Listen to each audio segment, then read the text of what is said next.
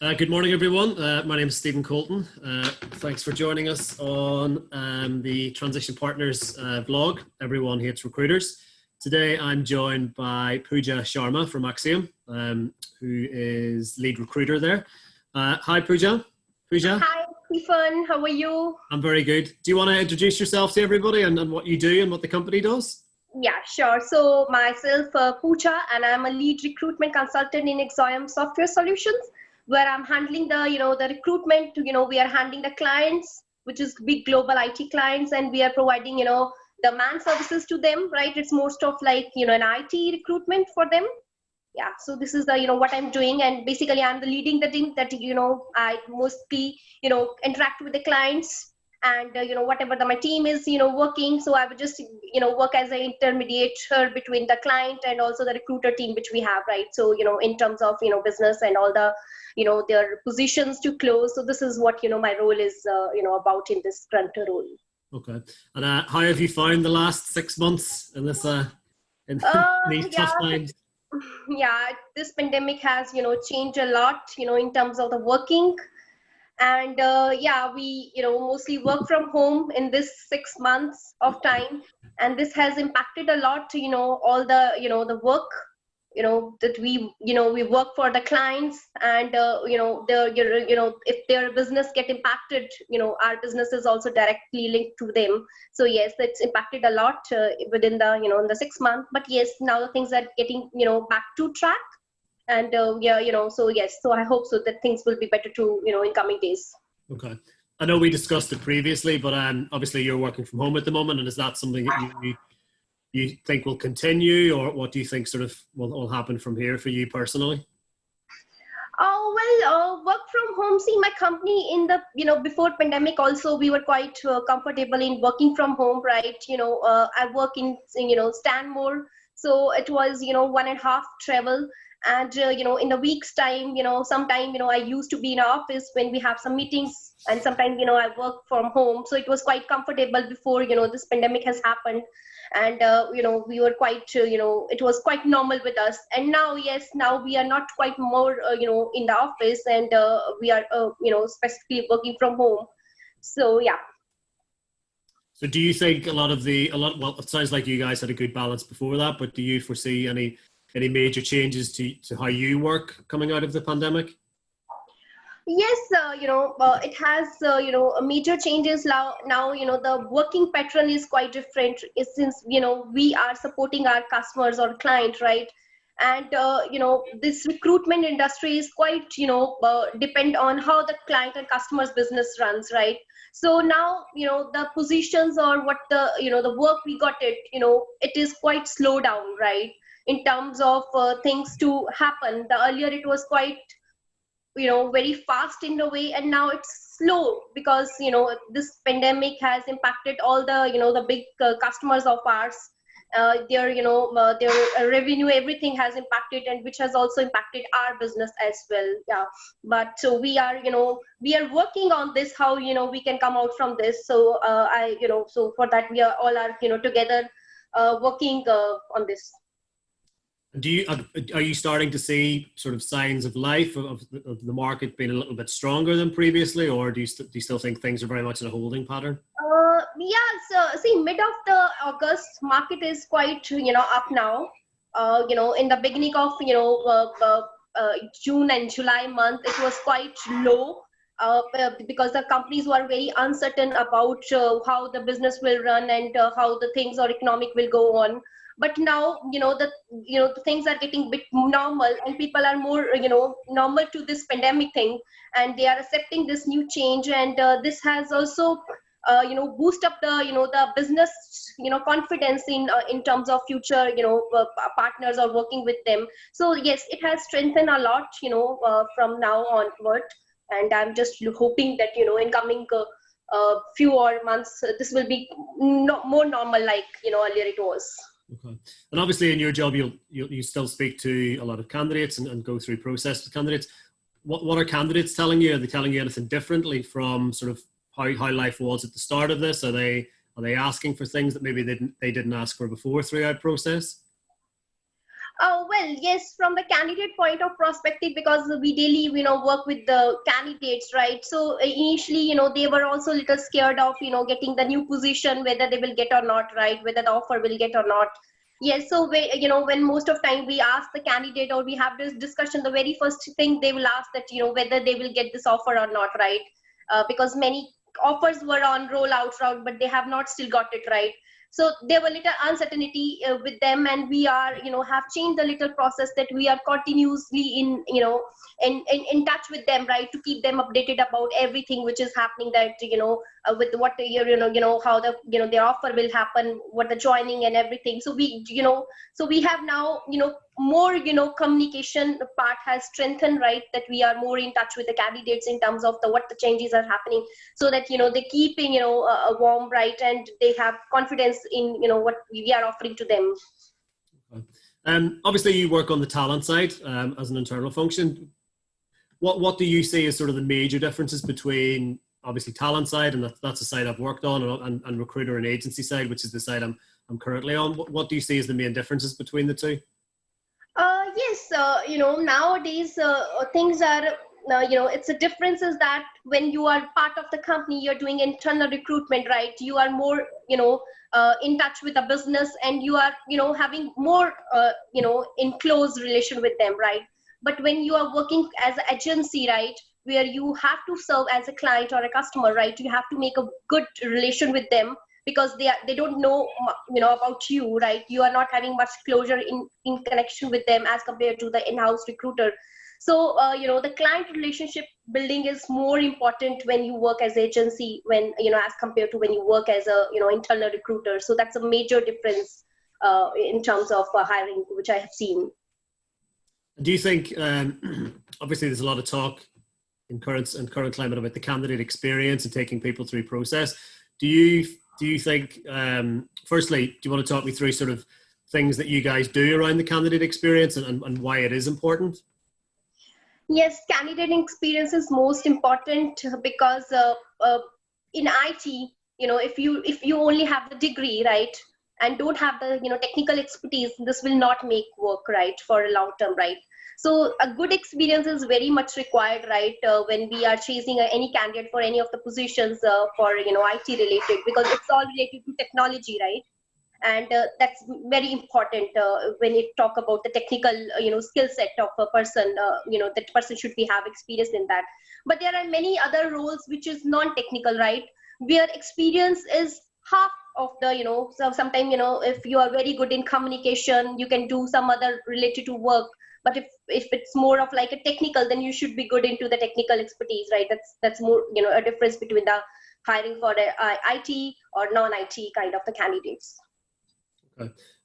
Yeah, obviously the candidate experience is something we're hearing more and more about, and making sure it's done as correctly as possible, and especially in current climate. But there's obviously a lot of talk currently about diversity within the workplace and such things. Do you want to talk me through maybe things that you guys do or ideas that you have on that particular front? Yeah, diversity is now very much important part, right? If any company want to grow in a global platform, it is very much important. If I talk about my personal experience, I have traveled. Before coming to London, I was in Denmark, right? So I got experience in working with the different kind of the cultural background people, and then I moved to London. So here is also I'm working for a different kind of peoples, which having altogether a different kind of working style, because the working pattern is quite different when the the location change. Like if we talk about Europe, the working culture is different, and if we talk about the UK, it's also a difference, right? So this all have impact the people, the way they work, right, and what their perception is, and also what companies looking for, right? Some companies are quite open about the diversity, right, and some companies are quite not much open about to hire the people from the different geographical region, right? But yes, I think with the changing the trend nowadays, the many companies are very much open to the diversity, and they are putting more encouragement to hire the people from the different backgrounds, especially in the talent market, right? It's very much enhancing the overall performance of a team if people are from the different geographical region, because we are hiring for different customers, which is from the different geographical regions, right? I suppose I'm sitting here, I'm working for some of the Germany location, right? And or some of the Middle East country. So if I have some knowledge, or if someone in my team have, some information about what is the geographical region, what is the people are good in that, that helps us to, to source a good kind of the candidates, right? If we know, with the help of diversity within the team. Okay. And I know you touched on the fact that you'd worked in Copenhagen before this. Are there any major differences between either the Danish or the European market as opposed to working in the UK and London? Well, it's a pleasure to working in, some of the Scandinavian countries, because there is very difference in terms of the working pattern. The people in the, working in this, Nordics countries, the work balance life is quite 100%, right? The people start their work from 8 o'clock in the morning and they're done with their work at 3, right? And after that, they have rest of the time to spend with their personal things, right? But in the opposite, when, in the UK, that's like people work from morning till evening, right? Without, so that's a major difference, which I have seen it, right? And the good thing is that in Copenhagen, even though their work life is quite balanced, but still their productivity is quite much more than the UK people, or, the people working in any of other geographical region, right? If we can have the check that Google or in data, you can see that, the people productivity is quite good, even though they have quite balanced working, or personal life. That's a major difference, which I have seen. So would you say they work a little bit smarter than we do? I can't say on that, because it's I think you're probably overall, right? It's a overall kind of, everything sink in that. It's not only the people, but it's all the whole economy is working in the way that is, which can't be, we can expect it, or we can't compare it that we are, less smartly working. It's like they are working like this from the ages. So, and we are quite more workaholic, what we can say, or we can say that I think the population is also a big, parameter in that way. The UK is a big country, right? As compared to, the country we are talking, right? And I think that is the main also another region, right? Why, we talk about, why, the work-life balance is more over there. Yes, they definitely have the better work-life balance, you would say. Yes, they do have, it's like the whole country runs in altogether a different, kind of the balancing the things, which is quite rare. Before I was not landed into Copenhagen, I was not aware about that. This is the kind of the way of the working can be possible nowadays. Yeah, it sounds like they do. I think it's definitely something that we could learn a lot of on work-life balance, and it is. I think True. Even coming out of the pandemic, it's something that's discussed a lot amongst people about sort of realizing that work-life balance is important. Obviously, not everybody's managed to keep their job through pandemic, but those that have are maybe realizing that there is more to life than just work, and finding that balance is obviously hugely important. And I know obviously those Scandinavian countries do it particularly well, or definitely do it better than we do. Yeah, true. You are very right in this way. And I think in this pandemic, what we all have learned is that, the balance of the mental health well-being is also very much important. When we work in the corporate culture where the work pressure is quite high, we have the deadlines, we have the, how to manage our mental health is also very much vital. What we have learned during this pandemic time, that's what I have learned it. No, very true.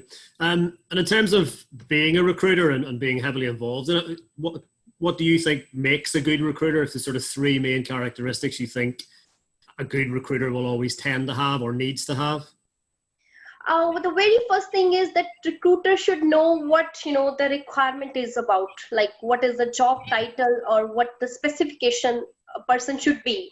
A person is very much, having thorough knowledge on that, right? What is looking for? A good recruiter should know, what is the requirement is.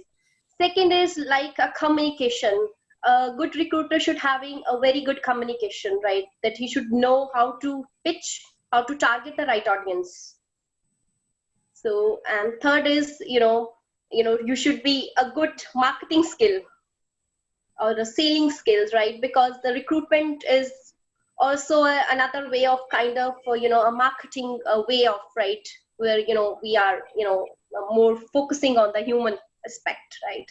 So I think the communication, targeting the right audience, and the, to know what, the requirement is, or what the role about is, you should be a good recruiter, should know all these things before, moving further on that. And as a recruiter, what would you say the best advice you've ever been given was? Yes, the best advice which I got it, that recruitment industry is quite, very competitive market, right? As a recruiter, you should be having a fighting spirit. Yeah, very, very, very important in the current climate. Yeah. I think the last 6 months we've all had our fighting spirit well and truly tested. True, because I think we should be, we can't feel low, we can't feel, demotivated. We should always have to be a good spirit and have a positive outlook about everything which just comes further. This is what the recruiter life is all about.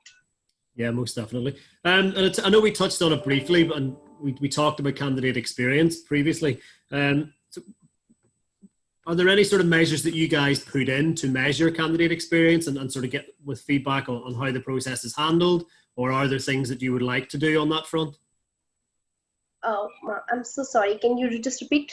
Yeah, so we talked about candidate experience and why it's important, and talked about sort of that led on to conversation about diversity. So are there sort of measures that you have in place that measure the candidate experience and whether they're happy with it or not, or how do you measure it? Since right now I'm handling working with the client, right? When they give us some of the requirement, they specify that they want a person with the this number of years of experience, right? Or we need this kind of the skill set, right? So we always target the candidates based on what kind of the customer, the client is asking for, right? This is when we are dealing with the clients. But when we talk about internal hiring, it is a sort of a different thing, right? When we can make some changes in that way, and we can discuss directly with the business. But yes, when we are handling with the customers, we have to go with what the guideline they have given to us, like the job details or the description they have given. So we have to work on the basis on that criteria only. And it's obviously the fact that you work on the internal function as a recruiter, and we work on the agency side.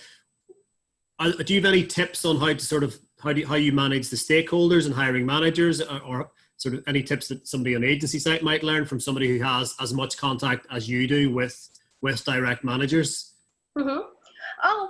When we dealing with the hiring managers or sort of the customers, right, we have to be very good in terms of the communication with them, right? We have to keep in touch with them and keep them update about everything which is happening from our side related to whatever the things they have assigned to us, right? So a good communication is very much important, because client is sitting in some another geographical region, right? And a good in touch with them, to keep the communication keep on going, right? Because we can't be physically meet with them, right? And it's very much important that we have do some video conferencing, do some meeting on and off, weekly discussions, so that and also on if we want to make more happy the hiring manager, we should sometime greet them with some of wishes them on on the specific days, like some Christmas or something. I think that's all the small things which make a big difference when we are working with the hiring manager related to work. And so communication is most important thing. What advice I have got it, and what I am giving to all, because a small communication gap create a big issues when we are working with the customers or we dealing with the candidates, right? So so flow of the communication is very much important. Okay. I was going to ask you something else. Right. Yeah. So on the stakeholder things, how is there an average of how many stakeholders and managers you would manage at any given time, or does it really depend on what project or what clients you're dealing with? It's depend on different stakeholder, right? Some stakeholders have a different kind of the project deadlines, right, which we have to meet, right? And some another having very much impatient, right, in terms of getting the things done, right? So we have to change our way of working while dealing with the different stakeholder, right? So it's a very variable, right? So when we get to know while working with them what kind of the way of the pattern they would like to from our end, and that this is the way we change from each stakeholders. Okay, great. That's possibly all I've got at the moment with regards to the specific questions around that. At the end of all of these vlogs, we always ask someone to recommend someone that they think would be particularly good. So is there anybody that you would recommend that we speak to, or you think would be a good person to have on? Well, there are many person in my list to be, to share with further with you, but I still need to check with them how much they are interested, right? Because not everyone is having courage to speak and to just share their experience in a public platform, right? So I need to check with them, and will definitely let you know. And I think this is really a great opportunity. And I really would like to say thanks to you that, who have given a platform to the recruiters, right? And who thought about that, the recruiter normally, is not much recognized, right? Even the candidate will not even remember that once they get an offer letter from a recruiter end, right? Yeah, So, exactly. so I think, a big congratulations to you, and thanks to giving this platform, to raise our voice and to just share our view on how the recruitment will work. And I just wish you all the best for your future, engagements. Thank you, Pooja. Excellent. It was nice talking to you. Yeah, thank you. Have a nice week ahead. Yeah, you too. Take care. Thank you. Thank you. Yeah, bye.